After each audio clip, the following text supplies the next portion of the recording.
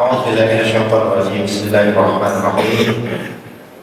Assalamualaikum warahmatullahi wabarakatuh. Alhamdulillah nahmaduhu wa nasta'inuhu wa nastaghfiruh wa na'udzu billahi min shururi anfusina wa sayyiati a'malina. May yahdihillahu fala mudilla lahu wa may yudlil fala hadiya lahu. Asyhadu an la ilaha illallah wa la syarika lahu wa asyhadu anna Muhammadan abduhu wa rasuluhu la nabiyya ba'dahu. Allahumma shalli wa sallim wa barik ala Rasulillah wa ala alihi wa sahbihi wa man wala sadri wa yassir li amri wa hlul 'uqdatam min lisani yafqahu qawli.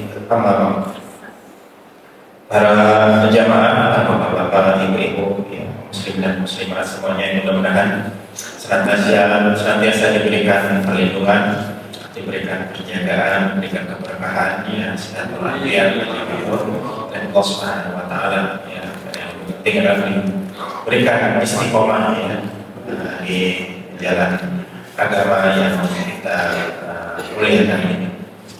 Alhamdulillah pada pagi hari ini setelah sekian lama kita dapat bertemu kembali dalam majelis ya, ilmu atau majelis taklim ya, yang sempat terhenti untuk Ramadan dan Idul Fitri ya. Mudah-mudahan meskipun terhenti karena itu menjadi rutinitas kita senantiasa dicatat dalam kebaikan Allah Subhanahu wa taala. Karena setiap amalan yang rutin kita lakukan ketika terhenti pada satu dan lain hal itu tetap tercatat kebaikan bagi kita. Dan pada pagi hari ini insya Allah membahas masih berkaitan dengan akhlak ya. Dalam sebuah riwayat ya, dan ini jalurnya ada banyak. Ada dalam Sahih Bukhari, ada dalam Sunan Abu Dawud dan yang lainnya ya. Bahwa Sayyidina Anas ya, qala Anas radhiyallahu anhu, kuntu asma'u Nabiyya sallallahu alaihi wasallam katsiran yaqul. Kata Anas, ya, Anas bin Malik ini adalah yang berkhidmat kepada Nabi ya, berada di rumah Nabi dalam waktu yang lama ya, ketika beliau berkhidmat dengan Nabi ya, mendengar Nabi sering mengatakan apa yang dikatakan oleh Nabi, Allahumma inni a'udzubika minal hammi wal hazan wal 'ajzi wal kasal wal jubni wal bukhl wa dhalami ad-dayn wal mabatil rijal. Rawahul Bukhari. Ini menurut jalur Bukhari ya. Jadi saya tidak harus mendengar langsung ya, bahwa Nabi sering mengucapkan ini atau berdoa dengan doa ini. Kalau dalam Sunan Abu Dawud disebutkan ya kisah yang riwayat yang lainnya, tapi isinya kontennya sama ya, meskipun dengan redaksi yang berbeda. Jadi dari Abu Sa'id Al-Khudri ya, pada suatu ketika Rasulullah SAW memasuki masjid dan mendapati ada sahabat yang sedang duduk diam di masjid ya, tapi bukan waktu sholat ya, konteksnya bukan waktu sholat ya, dari sahabat Ansor namanya Abu Umamah ya. Jadi kalau orang yang tetap duduk di masjid karena belum waktu sholat itu, terutama pada waktu bekerja ya, itu perlu ditanya ini ya, bisa jadi ada masalah. Itu juga sama ya, konteksnya dengan Abu Umamah ini ya. Ada apa kamu melihat duduk di dalam masjid di luar waktu sholat? Karena kalau di luar waktu sholat kan waktunya bekerja. Jadi kalau terus-terusan di masjid saja apa-apain kalau itu tidak pas ya. Karena kalau dalam surah Al-Jumu'ah itu dan biar di sholat fantashiru fil ardh, setelah selesai sholat maka fantashiru fil ardh, harus bertebaran di muka bumi wabtaghu min fadlillah, untuk mendapatkan keutamaan ataupun rezeki dari Allah. Apa jawaban Abu Umamah ketika ditanya? Aku kebingungan dengan utang-utang sehingga membuatku menjadi bingung, sedih dan duduk di sini. Ya, kalau dalam penjelasan ya dalam sirah itu, beliau khawatir kalau ketemu orang ya, ketahui khawatir saking utangnya dan terbebani ya dengan utang tersebut ya. Maka dengan kondisi itu, jadi biasanya orang yang sedang ada masalah sedang utang memang cenderung menjadi, bahkan didatangi di rumahnya biasanya walaupun ada nggak mau nemuin orang itu kalau ya ada utang ya.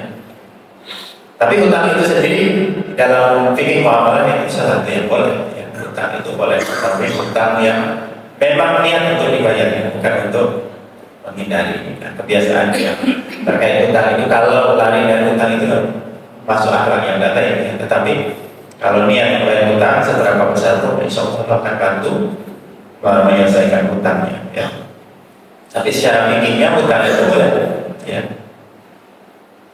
kebingungan atas keselamatan. Maka Nabi mau memberikan nasihat, mau'izah kepadanya. Ya.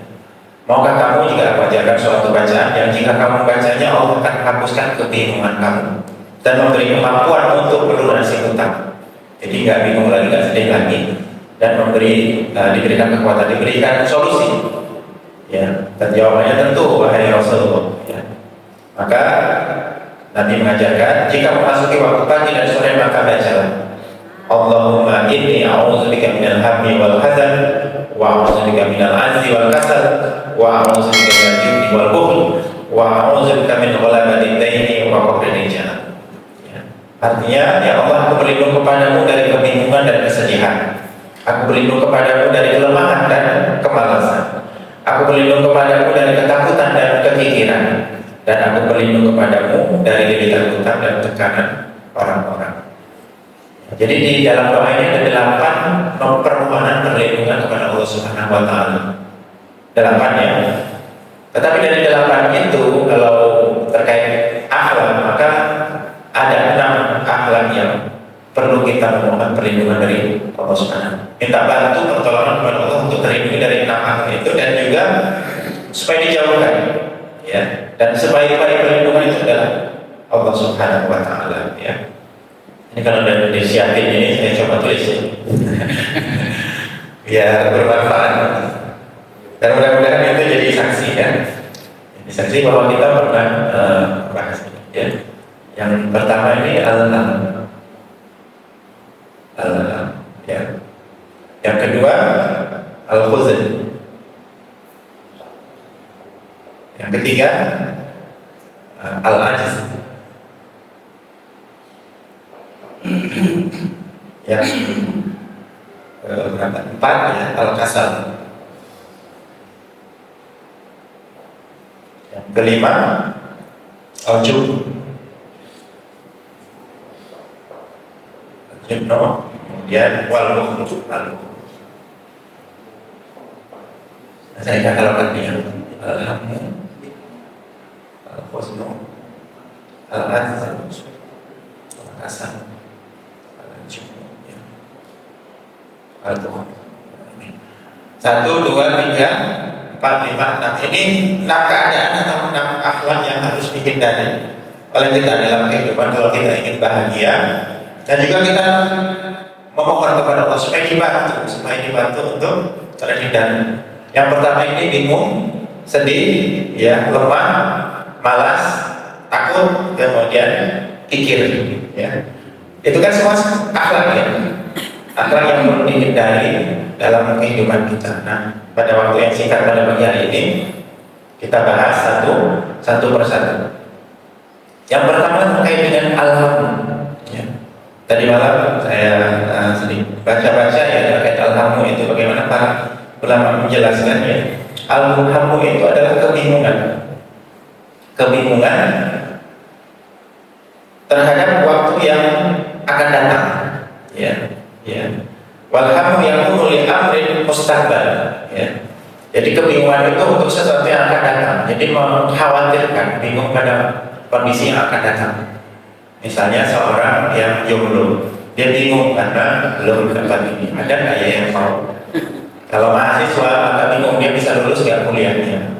Setelah wisuda masih bingung mahasiswa itu, apakah dia bisa dapat pekerjaan? Dapat pekerjaan masih bingung, apakah pekerjaannya sesuai dengan jurusannya? Kemudian apakah gajinya mencukupinya? Bingung. Yang sudah nikah masih bingung, bisa nggak nanti menafkahi istrinya? Bisa nggak menafkahi anak-anaknya? Maka ada ayat jangan takut, jangan membunuh anakmu karena takut pakir, ya, misalnya. Dan kebingungan manusia itu selalu terhadap yang akan datang. Dan kebingungan kedua, untuk yang akan datang yang berkaitan keduniaan dan juga untuk yang berkaitan dengan keakhiratan. Nah, menurut penjelasan para ulama, kalau bingung terkait keduniaan itu yang harus minta perlindungan. Tapi kalau bingung untuk masalah keakhiratan itu bagus. Karena kalau bingung keakhiratan maka dia akan semakin termotivasi untuk melakukan ketaatan. Misalnya di habis ziarah ke orang yang meninggal atau ziarah kubur, zikrul maut, ingat mati, kemudian bagaimana kondisi saya nanti di alam barzakh, bagaimana nanti di akhirat. Karena orang lain nggak bisa nolong. Ya, sedikit-sedikitnya keluarga itu, ya setelah dimakamkan kalian nunggu sebentar doa, kemudian sudah diminta sebentar. Maka bantuan terbaik ya atas usaha sendiri dengan amal solehnya. Maka kalau bingung, khawatir dengan yang berkaitan dengan keakhiratan itu, maka akan mendorong dia melakukan ketaatan. Ya. Yang tadi itu adalah bingung terkait keduniaan, khawatir pada hal-hal yang belum pasti. Nah ini kan terkait dengan pribadi, terkait perbuatan, dan juga terkait keyakinan. Ya, selain terkait akal, ini juga terkait keyakinan kepada Allah Subhanahu wa Ta'ala. Maka di antara zikir yang dianjurkan itu kan hasbunallahu wa ni'mal wakil, ni'mal maula wa ni'man nasir, wala haula wala quwwata illa billahil aliyyil azim. Itu zikir sebenarnya untuk menepis kebingungan. Ya, bahkan dalam riwayat para nabi itu ketika menghadapi tantangan-tantangan itu, di antara zikirnya itu.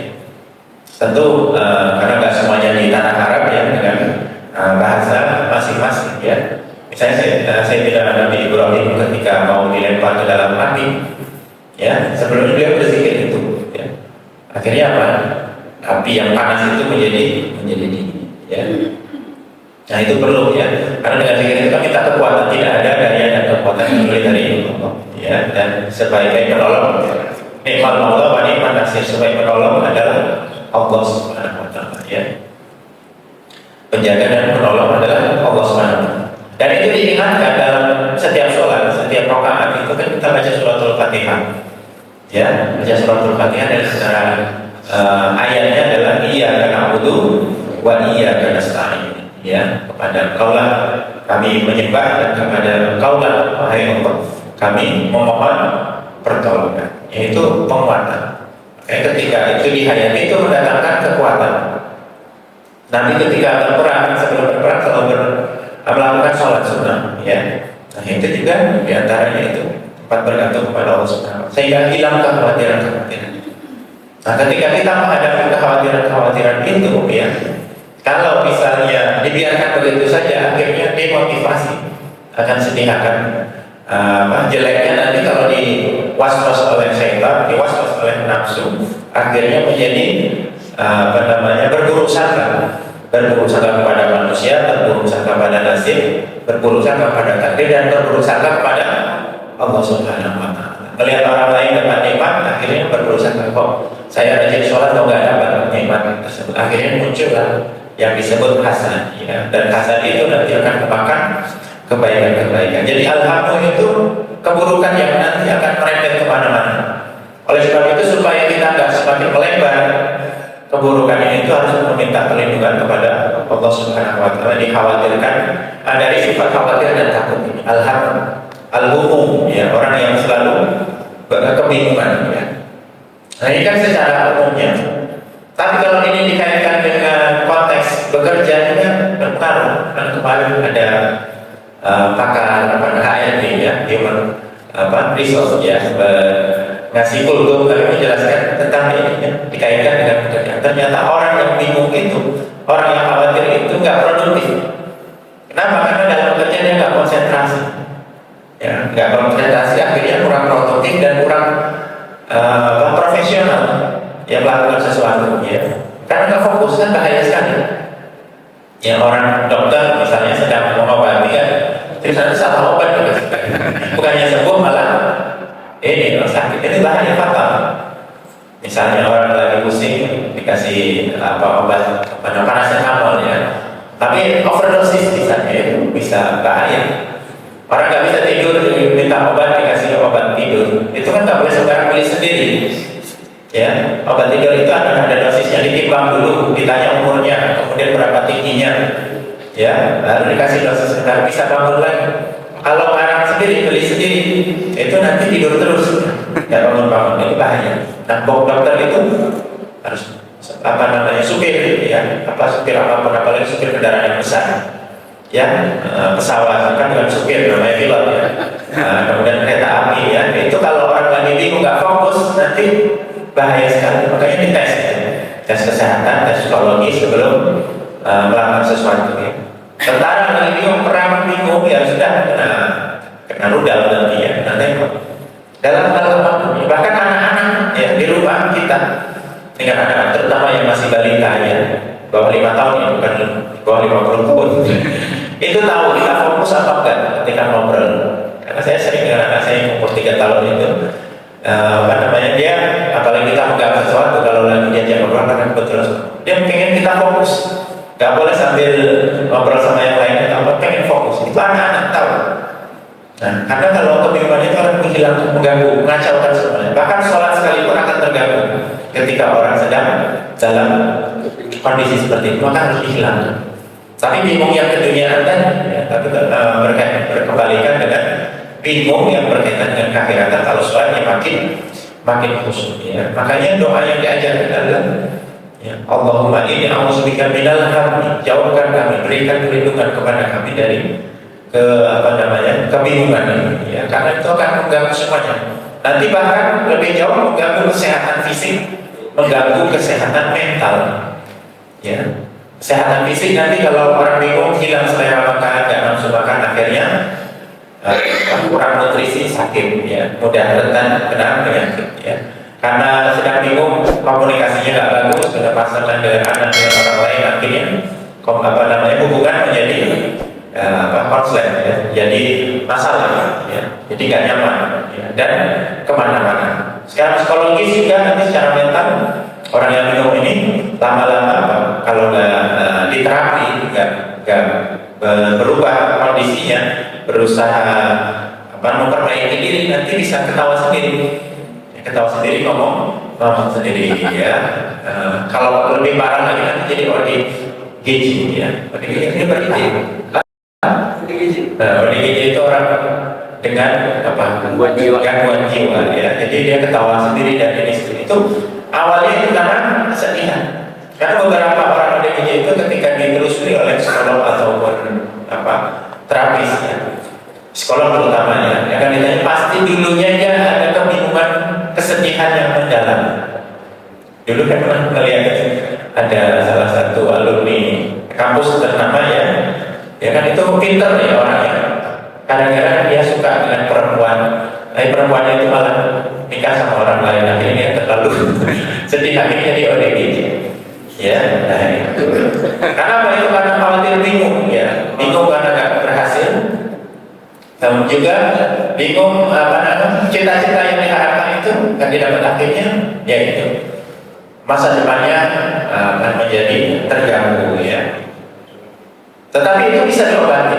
Maka Buya Hamka itu dalam tenggelamnya kapal pandemi itu kan ini sebenarnya si Zainuddin itu, walaupun itu hanya cerita karangan ya, tetapi kan itu pesannya itu dia itu kecewa dengan si Hayati itu, tapi untungnya dia masih punya iman.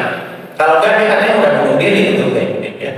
Nah itu akhirnya dia merubah ya dari yang terpuruk menjadi kesuksesan. Nah itu orang beriman itu bisa merubah itu. Dia nggak melakukan hal-hal yang bertentangan dengan aturan-aturan syariat. Ya bunuh diri itu kan dilarang oleh syariat. Karena bisa banyak kan orang yang bunuh diri karena pinjol, karena masalah tertekan, bingung, nggak bisa menghadapi. Orang yang korupsi. Nah baru-baru ini kan ada yang ngaku kiai ditangkap ya, yang sedang viral ya. Itu kalau dia diawasi itu bisa bunuh diri. Ya, gitu. Kenapa? Karena dia habis sudah rusak masa depannya, dia memiliki tertekan begitu, nanti bisa berbunuh. Itu al-ham ya. Kalau nggak dihilangkan, nggak minta pertolongan dan Allah Subhanahu wa Ta'ala, bisa semakin terpuruk. Kemudian al-hamu al-khuzn yang kedua. Ya, wa mana al-khuzn huwa al-ghammu al-fa. Ya. Kesedihan terhadap alfa itu waktu yang sudah berlalu ya. Menjadi sedih terhadap sesuatu yang sudah berlalu, itu kesedihan ya. Dan orang beriman itu akan dijauhkan dari yang demikian. Maka dalam ayat itu ketika menceritakan orang beriman, la khaufun 'alaihim wa la hum yahzanun, termasuk penduduk surga. Penduduk surga itu dijauhkan dari ketakutan dan kesedihan.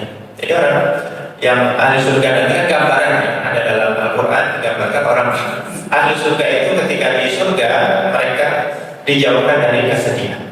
Ya kan, kesedihan itu untuk orang hidup di dunia ini, dan di dunia ini perlu dihindari. Ya, kalaupun ada kesedihan itu kan bagian dari yang fitrah manusia, tetapi yang sewajarnya saja. Ya, makanya ada apa namanya, ketika seseorang wafat, ya keluarganya itu kan gak dibolehkan untuk yang berteriak-teriak histeris, yang sampai mencakar-cakar sampai apa, gak boleh. Tapi kalau hanya menitikkan air mata, sedih itu ya kan fitrah manusia. Yang gak boleh itu sedih yang berlebihan. Ya, wa amal husnu falam ya'mur bihi wala rasulah. Ya, bal qad naha anhu fi mawadhi'in wa in ta'allama bi amrin. Ya. Dan kesedihan itu perkara yang suatu yang hal yang tidak diperintahkan oleh Allah dan Rasulnya, bahkan dilarang. Ya, bal naha anhu. Ya. Kalau dalam Quran, wala tahinu wala tahzanu wa antumul a'launa in kuntum mu'minin. Kemudian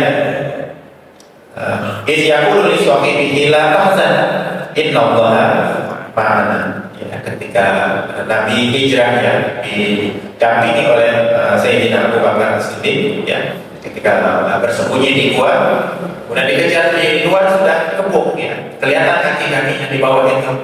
Abu Bakar, ya, wajar manusia takutnya bukan takut beliaunya, beliau takut Rasul diapa-apakan oleh kaum musyrikin itu. Ya, maka ini turun ayat, ya, la tahzan innallaha ma'ana, janganlah kau bersedih, ya, sesungguhnya Allah bersama kami. Ya, tahun 2000-an awal itu ada namanya Aib Al-Qur'an, ya, menulis buku tentang la tahzan judulnya, itu bestseller, jutaan eksemplar apa namanya lagu, ya. Ketika itu saya masih sekolah, ya, teman-teman, kalau di Indonesia ada terjemahan yang punya warna kuning, ya. Tapi sekarang kita lihat yang aslinya, yang Arab, ya, itu judulnya La Tahzan. Kenapa? Karena banyak orang terpuruk itu gara-gara sedih, sehingga apa namanya terganggu semuanya, kesehatan pribadinya terganggu, ibadahnya terganggu, ya, keluarganya terganggu, semuanya terganggu. Ya, makanya kita memohon kepada Allah Subhanahu wa Ta'ala supaya terhindar dari akhlak ataupun perilaku yang dirundung kesedihan. Ya. Dan ayat-ayat menyebutkan bahwa supaya kita tidak bersedih yang berlebihan. Nah, ini dua yang pertamanya, alhamdulillah dan al-husn. Ya, makanya untuk menghindari keduanya ini harus terus ingat kepada Allah, yakin kepada Allah, dan terus berkumpul seperti ini menghilangkan kebingungan. Ya. Apalagi ngobrol dengan teman, tapi yang teman-teman yang baik, ya, itu akan melupakan kesedihan. Ya. Makanya membantu orang lain itu sebenarnya tidak melulu masalah materi sebenarnya. Kadang-kadang orang yang sedang sedih itu pengen didengar curhatannya. Kalau nggak banyak tanya ibu-ibu, ya, ibu-ibu kalau ada masalah dia pengen cerita, ya, ke suaminya. Jadi saya juga bilang, ya, tapi dari awal karena pintar, ya, karena masnya. Saya bukan minta apa-apa, bukan mau apa-apa, ini hanya mau cerita saja. Misalnya di kantor ada masalah begini, ada apa begini, ingin cerita saja. Itu dalam penumpahkan al-umum. Karena kalau disimpan sendiri itu nanti malah nggak baik. Ya. Maka pasangan suami istri itu kan kunna libasul lahum wa antum libasul lahum, ya. Itu dalam satunya adalah pasangan suami itu saling mendengar, ya, saling mendengar dan saling apa namanya menguatkan, ya. Dan itu kan dicontohkan oleh baginda Nabi SAW ketika pertama kali dapat wahyu, ya, surah Al-Alaq ayat 1 sampai 5. Nanti itu beliau ditemui oleh malaikat Jibril, yang menurut Waraqah bin Nawfal itu adalah namus, ya. Namus itu bahasa dalam Taurat ataupun Injil tentang malaikat Jibril. Dipeluk, ya, ketakutan. Jadi bukan takut hantu, tapi takut amanah yang diberikan sebagai Rasul berat. Ya. Maka beliau pulang ke rumah. Nah, itu di dalam sirah sering digambarkan adalah Sayyidah Khadijah itu enggak langsung nanya kenapa-kenapanya, ketemu siapa, enggak. Justru menghibur dia ketika Nabi minta diselimuti, kemudian menghiburnya dengan memuji bahwa Nabi itu adalah orang yang baik, yang menjaga silaturahmi, dan memudahkan urusan orang lain, ya. Dan yang lainnya itu dalam memberikan menghilangkan kesedihan. menghilangkan ketakutan dan yang lain sehingga tenang. Nah, ketika sudah tenang inilah beliau bercerita. Ya. Setelah bercerita, beliau ingin membantu mencarikan solusi, ditemukan kepada mamanya yang pakar kitab Taurat dan Injil, yaitu Waraqah bin Naufal. Maka memperkuat bahwa yang datang itu bukan siapa-siapa, itu adalah Jibril alaihissalam. Jadi kebingungan, kekhawatiran, kesedihan itu perlu kita antisipasi dan kita hindari, terutama yang berlebihan. Ya. Kemudian yang ketiga, saya singkatkan ada 6 ya. Al-ajzu wal kasal. Ya. Kelemahan dan juga kemalasan. Al-ajzu huwa adamul qudrah 'alal khair. Al-ajzu itu kan kalau bahasa Indonesia lemah. Lemahnya dalam apa? Di antara maknanya itu tidak adanya kemampuan untuk melakukan kebaikan. Ya, nggak punya kemampuan untuk melakukan kebaikan, itu al-ajz. Ingin sedekah nggak bisa sedekah, ingin kurban, ini kan sebentar lagi kurban sudah diumumkan oleh DKM panitia kurban, ya pengen kurban tapi nggak mampu, itu al-ajz. Yang tadi yang jomblo pengen nikah nggak ada yang mau, ya itu al-ajz. belum lah berarti ya. Kemudian pengen apa lagi, melakukan umroh, ya pengen umroh, pengen haji. Sekarang teman-teman tetangga sudah selamatan apa namanya walimatus safar, ya sedih di pojokan, ya pengen gitu dipegang-pegang untuk ngoper sama salahnya orang yang berangkat haji, ya travel. Kapan lah bisa jadinya? Oh iya. Itu ada ukur dan tidak mampu. Jangan mau pergi daftar saja dulu, ya kan daftar aja harus 25 juta untuk melakukan ibadah haji. Dan daftar pun nunggu bertahun-tahun, karena saya juga lagi antri hajinya. Allah kapan ini dapat antrian. Nah, ada mudroh, ya, jadi lemah, ingin sedekah lemah, ya. Kemudian ingin bagi yang mau kuliah misalnya anak-anak, ya ingin sekolah lanjut, ya, tetapi nggak ada biaya, ya. Ataupun ada biaya nggak mampu otaknya, ya. Nah, susah juga pengen jadi dokter, tetapi nilai apa namanya biologi dan ininya jeblok, ya, kan nggak bisa, kecuali pakai kabel. Tapi itu bahaya ya model begitu. Kabel itu pakai ordal namanya. Nggak boleh juga, ya. Jadi ada muqaddar, ya, ada muqaddar halal khair. Ya, nggak ada kemampuan untuk melakukan kebaikan, ya. Maka kita berdoa ini supaya diberikan kemampuan, ya. Karena kalau tidak ada kemampuan ini tertunda, terhambat, ya, terhambat untuk melakukan kebaikan. Karena kebaikan itu harusnya bersegera. Khairul fa'inna khairul ma'rufi ta'jil. Ya, dalam riwayat begitu, ya. Sesungguhnya sebaik-baik ma'ruf kebaikan itu ta'jil, disegerakan, ya. Bukan ditunda-tunda tapi disegerakan. Sedangkan al-ajzu ini dia nggak mampu. Bagaimana mau menyegerakan? Nggak mampu, ya. Maka kita minta kekuatan kepada Allah Subhanahu wa taala. Dalam Al-Qur'an sabiqun bil khairat, ya. Ada 3 kategori, ya. Ada sabiqun bil khairat yang bersegera dalam kebaikan, ada yang muqtasid, ada yang di pertengahan, ada juga yang zalimun li nafsi. Nah, nggak mungkin ini yang punya perilaku al-ajzu ini untuk sabiqun bil khairat, ya, untuk bersegera dalam kebaikan, akan tertinggal. Ataupun dia wahwatan amaroni, orang yang lemah ini al-ajzu ini, dia meninggalkan sesuatu yang diperintahkan oleh Allah. Ya, misalnya dia karena kelemahannya nggak bisa melakukan kebaikan, nggak bisa melakukan kewajiban, nggak bisa berzakat, nggak bisa melaksanakan puasa misalnya. Puasa itu kan bagi orang yang al-ajzu, misalnya sakit ataupun dalam kondisi yang lain, itu dia nggak bisa. Kan beda ya, pada puasa di bulan Ramadan pas di bulannya, ataupun dengan ketika dia Ramadan, walaupun secara kewajiban itu digugurkan. Maka ingin kita mendapatkan kekuatan supaya apa? Supaya terhindar dari al-ajzu ini. Karena dengan orang yang lemah ini, misalnya ini dikaitkan dengan dunia pekerjaan, ya, orang al-ajzu ini orang yang nggak punya kompetensi, orang nggak punya keahlian, itu kan susah. Padahal sekarang ini zaman punya skill, punya kompetensi. Hari Senin yang lalu itu di UIK datang Menteri Ketenagakerjaan Prof. Yasir. Nah, beliau masih kuliah umum di ujungnya karena ya mungkin rajin ngaji ya, maka dikaitkan dengan keislaman. Jadi nggak sekuler lah ya. Setelah menceritakan tentang dunia kerja, tentang tantangan ujungnya beliau menekankan tentang tadi surah Al-Alaq ya 1 sampai 5. Artinya zaman sekarang ini kalau hanya biasa-biasa saja itu kalau ketinggalan.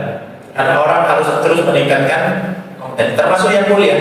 Misalnya jurusan apa itu kalau hanya berpegang dengan itu saja itu kalah dengan yang lain. Karena lulusannya serupa itu jutaan atau ribuan, ratusan ribu. Dia harus punya kelebihan-kelebihan kompetensi yang lain yang disebut sebagai soft skill, ya kemampuan yang internal ya.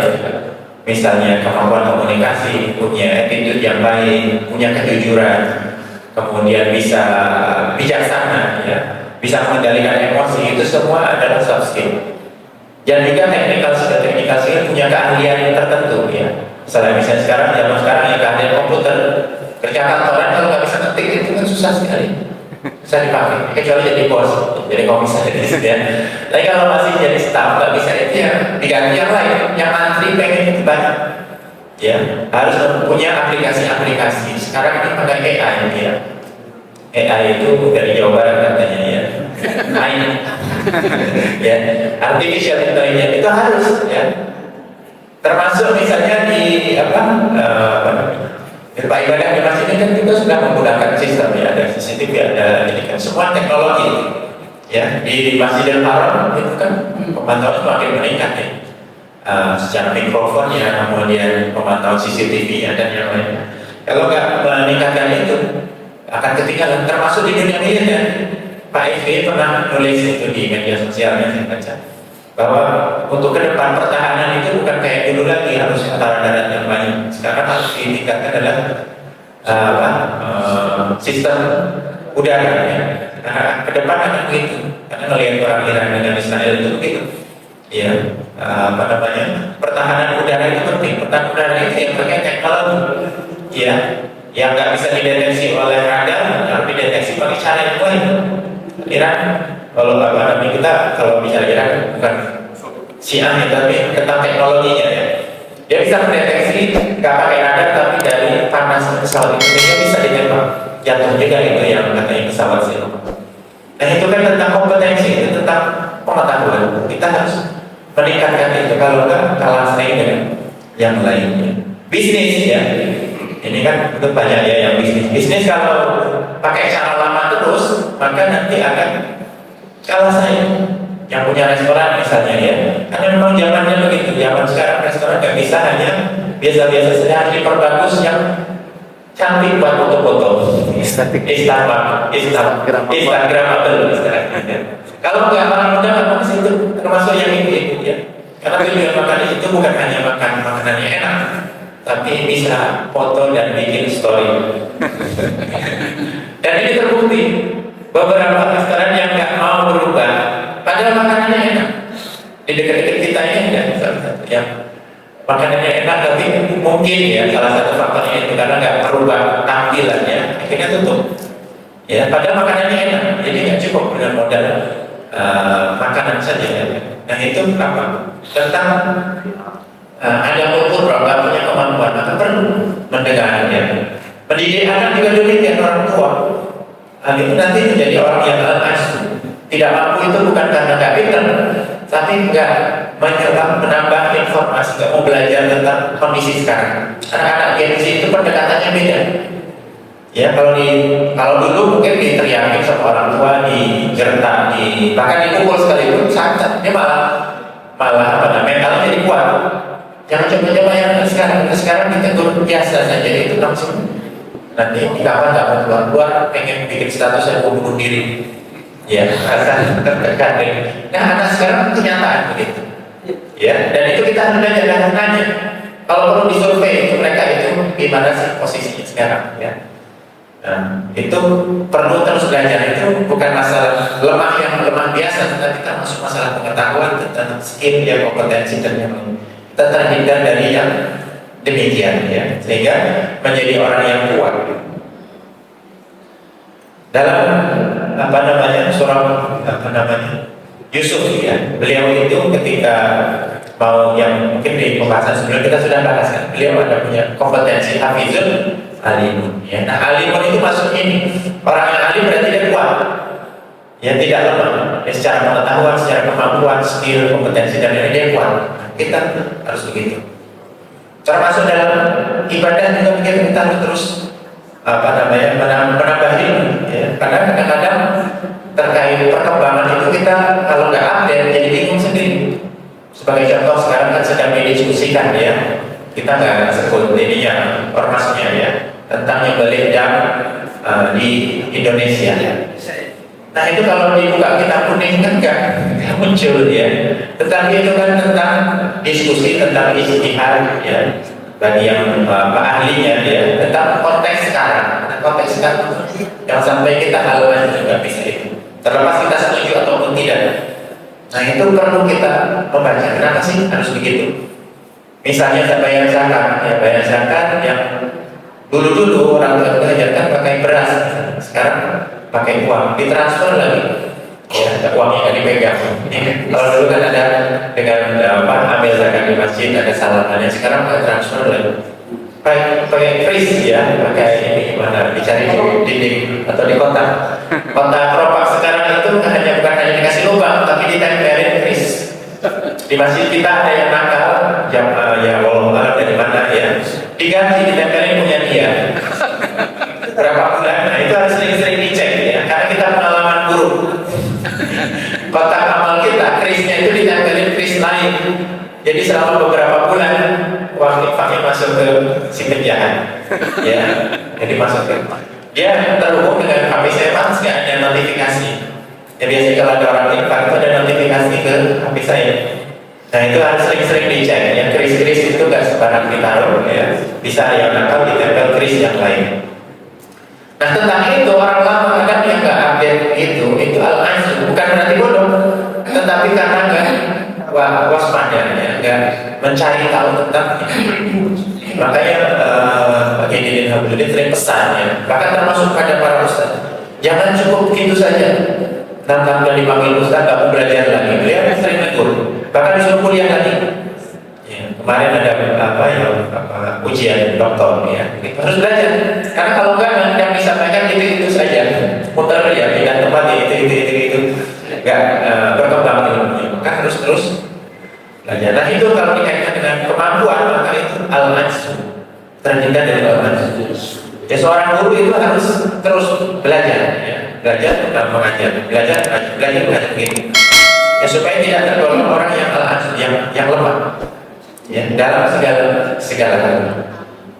Kehidupan suami istri ya, itu kan gak ada yang perfect ya. Kan bukan malaikat ya, pasti dia ada kelemahan-kelemahan, tapi yang perlu digarisbawahi adalah orang yang terus mau belajar. Ya misalnya ketika nikah si perempuan ada gadis ini karena di rumah semua difasilitasi, gak pernah masak. Ya, masak nasi aja nggak bisa misalnya. Ya. Khawatir. Tapi asal mau belajar, orang yang nggak bisa itu bisa. Tapi orang yang nggak mau belajar itu masalah. Maka nih para orang tua ketika menseleksi mau dia tergolong orang yang mau belajar atau enggak. Kalau orang nggak mau belajar ini nanti susah ke depan. Bilangnya nggak mau nggak bisa terus. Tapi ketika mau belajar, saya itu pengalaman pas kuliah itu mata kuliah tafsir ya, dosennya orang Mesir. Sekelas itu sekitar 20 orang ya dari beberapa negara. Ditawarin tugasnya, tugas itu adalah setiap minggu harus bikin, pas kuliah itu 3 jam, pakai bahasa Arab ya, harus ngerang bikin tugasnya. Ditanya di pertemuan pertama, nanti akan berlaku setiap pertemuan yang akan datang harus diserahkan itu. Ditanya, sanggup nggak? Semuanya bilang nggak sanggup. Pas giliran saya bilang saya akan berusaha melakukan itu. Nah ternyata yang lain itu disalahin. Kalian ini apa namanya? Belum apa-apa sudah bilang nggak sanggup. Padahal kalau kita nggak sanggup, saya menyampaikan kalau saya sebenarnya berat juga. Tapi kalau bilang nggak sanggup kan nanti dosennya nggak ini ya, karena kita pikir sebagai dosen pasti ingin jawaban yang positif. Saya bilang anak uhawil ya, saya akan coba berusaha. Ternyata beliau memuji itu jawaban itu. Nah begini katanya, harus positif. Orang beriman itu, orang muslim itu harus positif, harus apa namanya istilahnya ke depan itu nggak pesimis ya, optimis, harus optimis.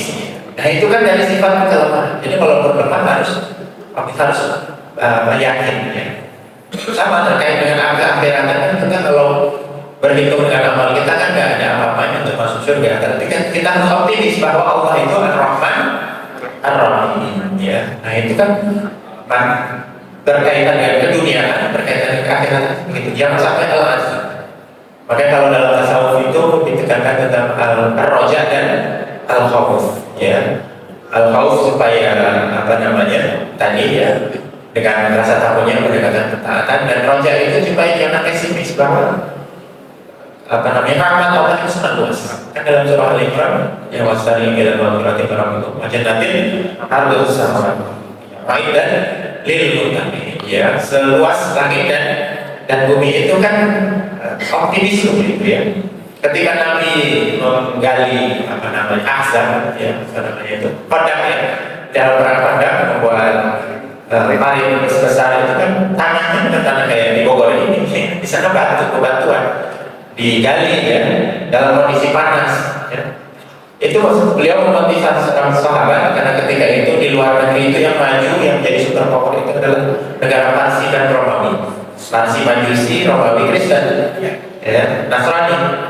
Bahwa beliau ketika dalam kondisi seperti itu, suatu ketika itu Majusi negara Parsi dan Romawi itu akan kalau dalam bahasa kita, bahasa dalam sirah itu dibuka ya, Fathu Mekah ya, dibuka, akan dibebaskan ya, jadi bukan dijajah tapi dibebaskan. Itu Parsi dan Romawi itu akan dibebaskan. Nah itu kalau belajar hikmahnya adalah tentang menumbuhkan optimisme. Begitu juga tentang Konstantinopel ya. Konstantinopel itu sejak zaman Nabi diprediksi bahwa suatu ketika Konstantinopel itu akan dikuasai oleh orang Islam. Mal jaiz dari juga mal kaidu kaiduha. Nah ini mal itu kaiduha ya. Sebaik-baik tentara adalah tentara itu ya, sebaik-baik pemimpin itu tentang optimisme. Para pendahulu kita negara ini juga membangun optimisme ya, dari yang sebelumnya dijajah sekian waktu ya, tapi optimisme ke depan itu umat Islam bisa merdeka ya. Nah itu coba kalau umat Islam ketika itu al-ajzu semua lemah, ketemu tentara penjajah yang disebut London itu langsung nunduk langsung takut, yaitu mental in London, mental orang terjajah. Kalau ketemu orang asing langsung kecil ya, gak berani ya, beberapa begitu. Itu sifat al-ajzu, lemah ya, minder. Ketemu orang luar negeri walaupun mereka itu gak jelas ininya, langsung seperti kita ini seperti rendah. Kadang gak begitu. Orang Islam nggak boleh harus sejajar, ya. Karena umat manusia itu dengan siapapun itu adalah sejajar. Ya. Nah, ketika sama Sayyidina Umar bin Khattab ya, yang diutus ketemu Rostum ya, kaisarnya Raja Parsi itu bukan jenderal, karena tentara biasa, suruh nemuin. Ya, bahkan ketika ketemu itu karena dalam kondisi perang ya, bukan dalam kondisi biasa. Kalau kondisi biasa dianggap nggak sopan ya. Dan tentara biasa suruh nemuin kaisar, kemudian naik kuda, gak turun dari kuda, itu kan taruhannya nyawa, tinggal dibabat habisnya sendirian. Tapi justru karena sifat berani ya, karena pelawan dari al-ajzu itu adalah al-asajah ya, beranian. Dia megang ini kalau dalam sirah ya. Akhirnya mereka berkata, kalau prajurit biasa saja mentalnya kayak gini, gimana jenderal, gimana pemimpin? Jadi terkena mental mereka itu. Kalau bahasa anak Gen Z itu, mereka udah kena mental sebelum perang ya, ketakutan. Ketika perang Uhud terjadi ya, umat Islam kan kalah ketika itu ya. Apa yang disuruh oleh Nabi? Dalam kondisi lemah, dalam kondisi terluka, disuruh ngejar ya. Jadi ceritanya setelah perang itu ada kondisi umat Islam disuruh ngejar lagi orang Quraisy yang sedang merayakan. Mereka lari, padahal menang. Dan itu tentang gak boleh umat Islam itu al-ajzu. Dan untuk memperkuat ini lagi, yang sudah umrah atau haji, dan katakan yang sudah umrah, kan ketika tawaf ya, ketika tawaf itu kondisi pakaian ihramnya gimana? Nah, misalnya Pak, kelihatan ini yang laki-laki ya. Tujuannya apa itu? Kenapa kalau pas tadi sudah tutup lagi?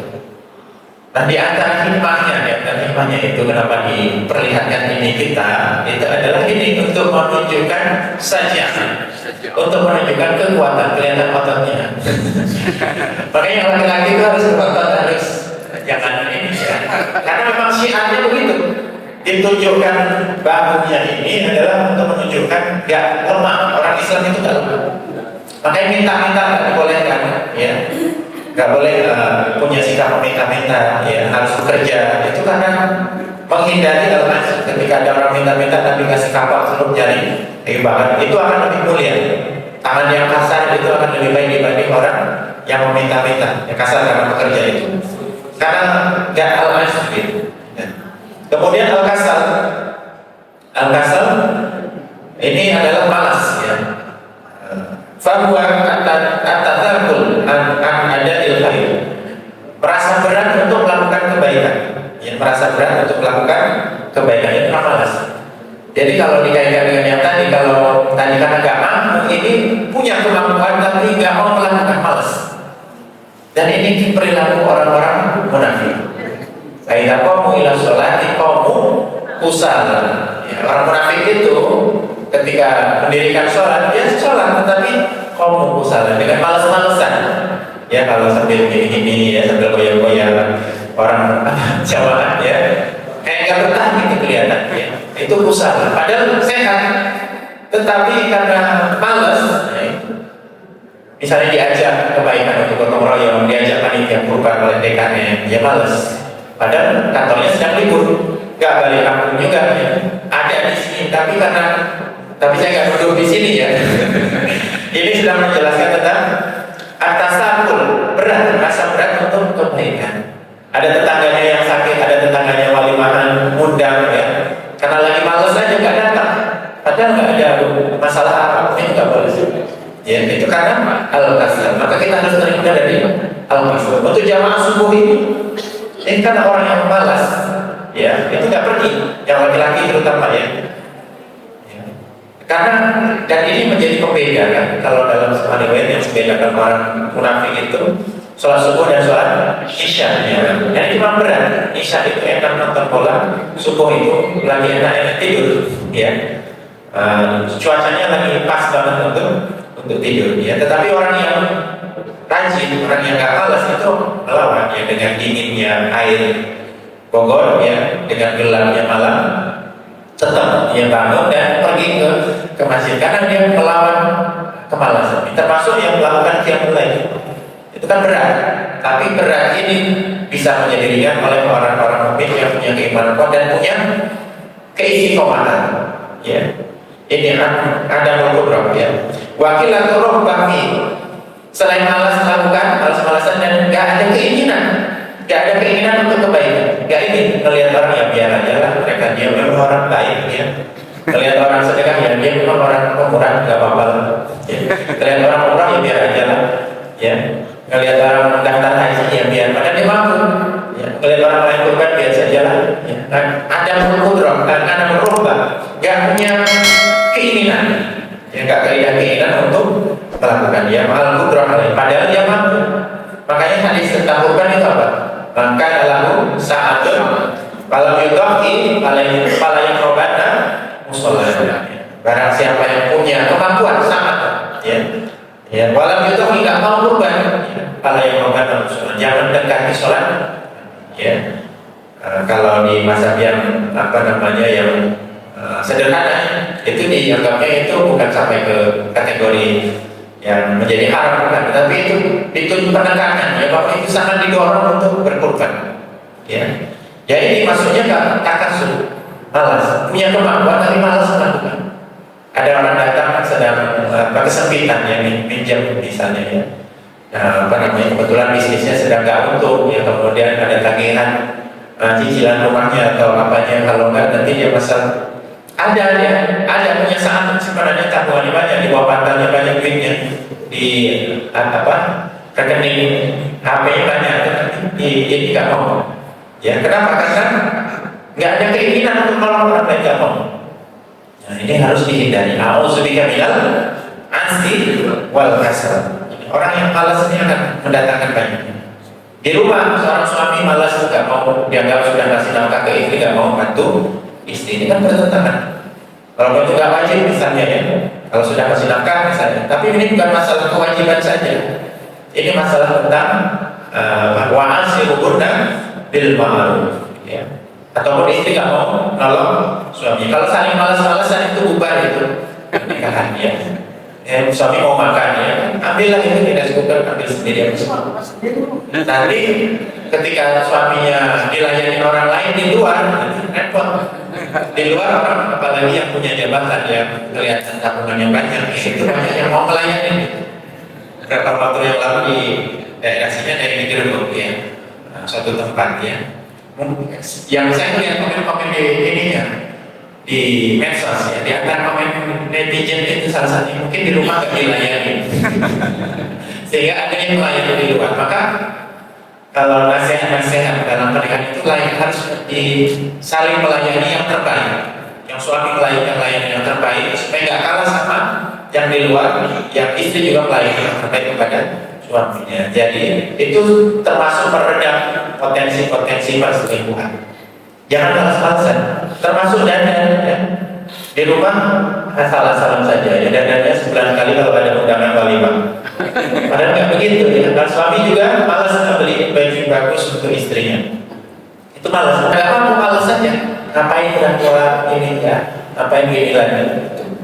Karena ada kasus ya, umur 60-an udah pensiun itu cerai gara-gara ketemu alumni, reuni. Ya, ini fakta ya. Kenapa? Karena melihat istrinya mungkin di rumah sudah tua, sudah jadi nenek ya, ketemu teman yang dulu saya kuliah atau ini akhirnya tertarik. Tapi cerai, kemudian nikah dengan yang akhirnya nggak lama setelah cerai, ternyata sama. Setelah nggak dandan ya tua juga.